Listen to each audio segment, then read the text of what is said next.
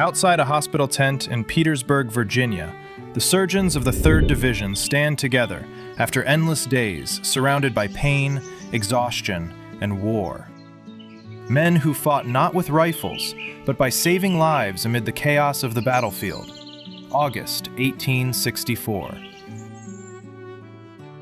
In this rare Civil War photograph, soldiers gather around a cockfight during a moment of distraction from the brutal realities of war at General Orlando B. Wilcox's headquarters.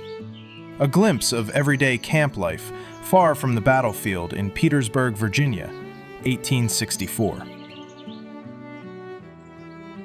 At the camp of Captain John J. Hoff in Gettysburg, Pennsylvania, soldiers pause for a rare moment of rest and routine life, away from the chaos of battle during the American Civil War.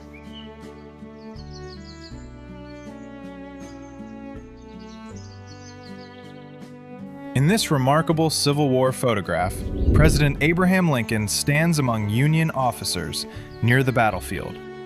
A rare moment capturing the leader who carried the weight of a divided nation during America's darkest and bloodiest conflict.